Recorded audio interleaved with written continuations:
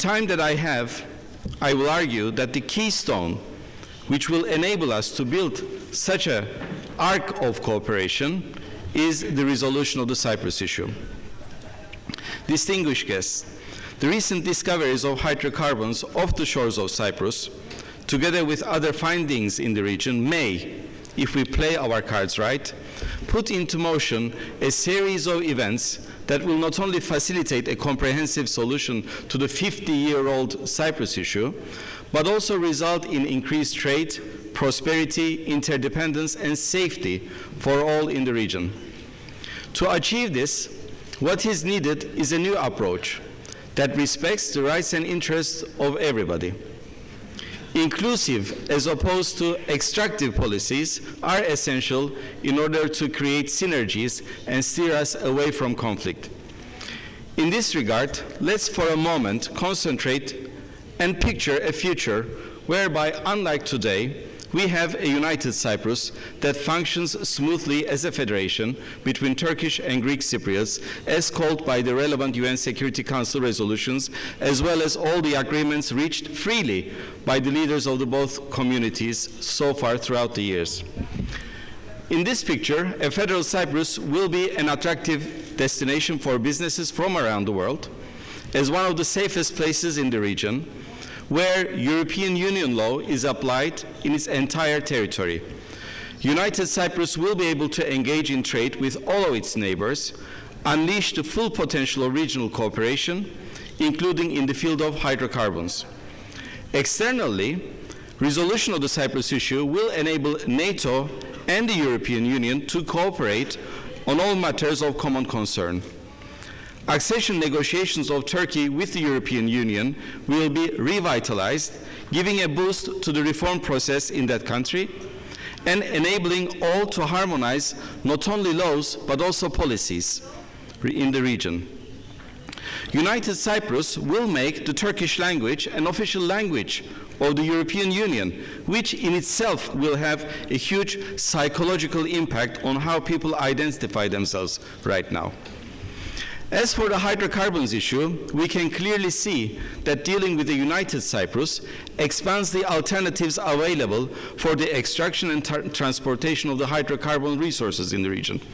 Alternatives which are simply not available now offer themselves for financial scrutiny and compete with the current ones, giving investors a better run for their money and consumers cheaper, more reliable flow of resources.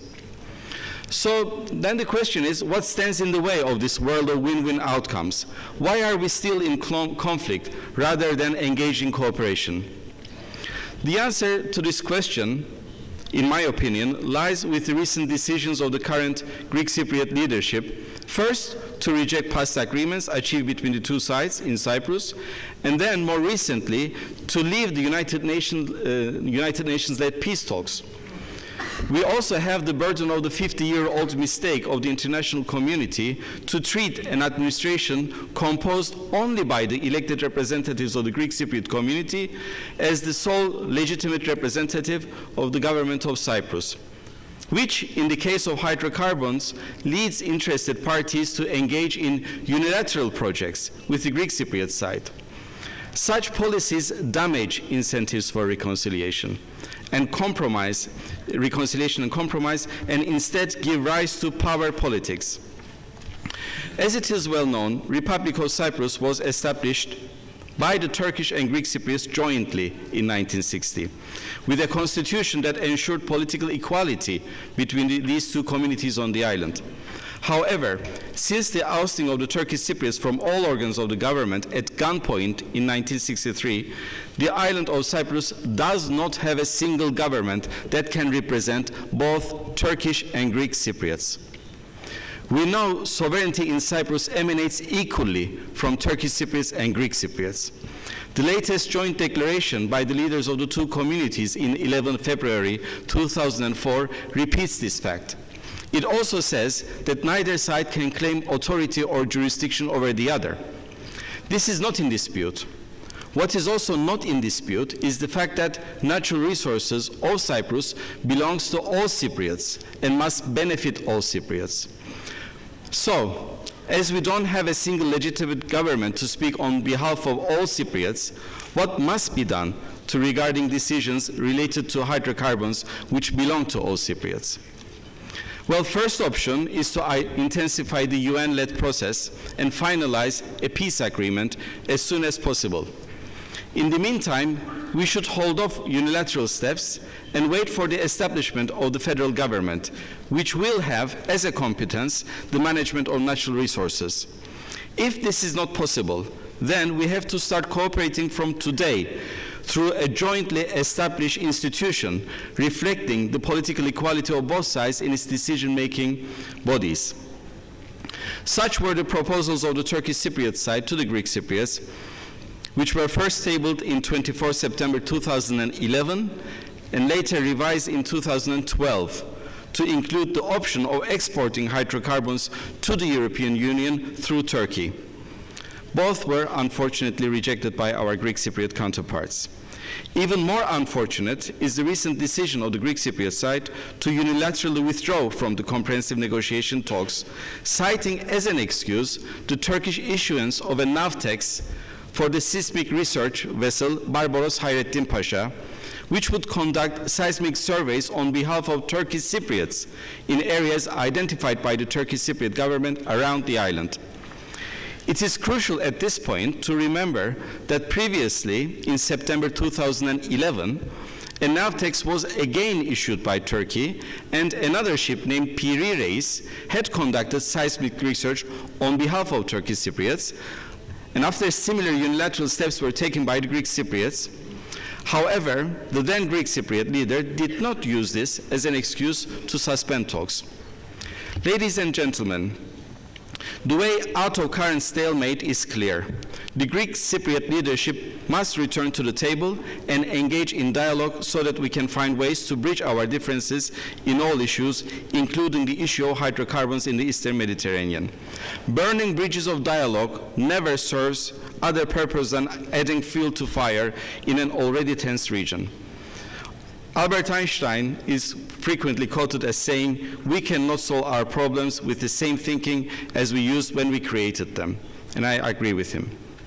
Here we ask the international community not to encourage the Greek Cypriot leadership to return to the table, not only to encourage the Greek Cypriot leadership to return to the table, but also start taking decisions regarding the future of Cyprus together with Turkish Cypriot counterparts.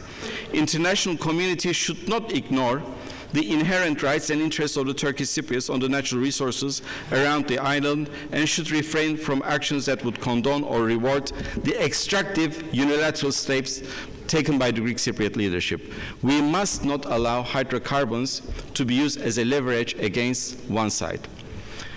I want to stress once more, we as the Turkish Cypriot side are ready to seriously engage in talks and exchange views on how we can move forward and work together.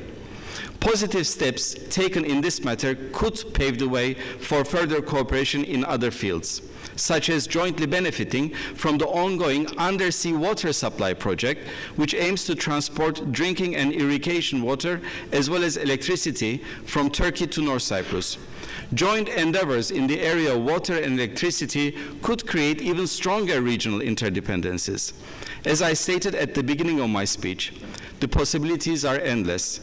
And once we can focus on what we can achieve together, the only way is more positive dialogue.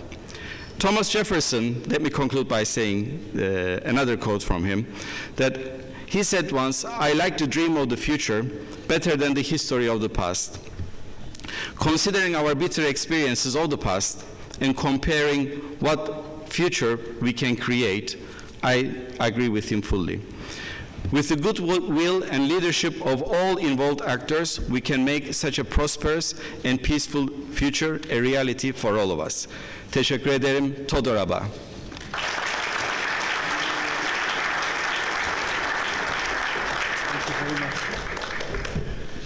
Thank you very much, Minister Osdil Naami. I'm very glad that you were able to come to attend the conference, the first visit, I think, of Cypriot, Northern Cyprus Minister to Israel, and I very much liked a statement of Mr. Jefferson, not citing correctly, but I'll use it.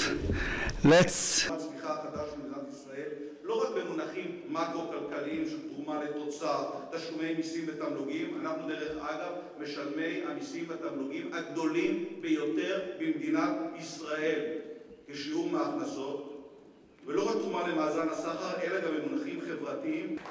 תודה רבה לגדעון, נאום, גרעינך, תמשיך. אנרגיה לתחנות הכוח של חברת חשמל ולתחנות הפרטיות, אלא גם מחובר כיום למפעלים תעשייתיים רבים, ויחובר בהמשך לרבים נוספים להתנהל ולהתפתח באופן אחראי ומקצועי. אבל לא פה טמון שורש הרע. לצערי הרב. Thank you very much, Professor Taula, for your comprehensive presentation about the future of Cypriot. Thoughts about future development of East-Med gas and prospect of exporting East-Med gas also true. Sir, please.